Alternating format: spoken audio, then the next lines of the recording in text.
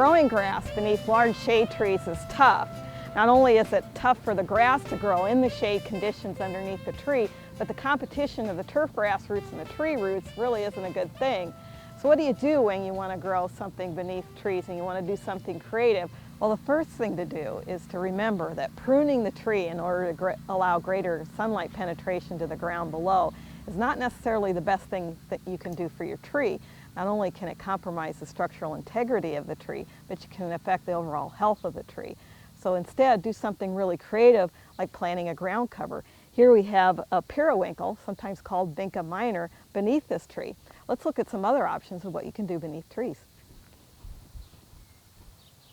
Here's a colorful shade garden to put in place here. We've got a nice combination of hostas, lungwort, ligularia, and aconitum. Now there's two things you need to keep in mind when you're doing a garden like this. First, you want to start with smaller sized nursery stock. The reason for that is that when you're digging to put these in place, you're disturbing less root system of the tree, and the tree's going to be happier. The second thing you want to do is go with a wood chip mulch.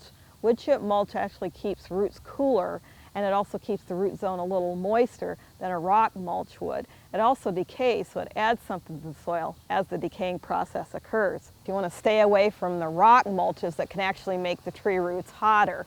We're often fond of putting raised beds around our trees, and a lot of times we'll use landscaping timbers or landscaping blocks to build up the area around the tree, fill it with soil, and put our planting bed in. That's one of the most harmful things you can do for trees. Not only does it put the tree roots further away from their oxygen source, but it's also going to cause long-term stress to the tree. And so that's really the last thing you want to do. Instead, if you're going to build a raised bed and you know you want to plant a tree, build the raised bed first, then plant the tree. Then you know you're getting it in at the right depth and you're not putting that tree in really too deep. What happens when you bring in that excess soil is not only it stresses the roots because it's further away from their oxygen source, but also that soil against the bark causes a lot of decay.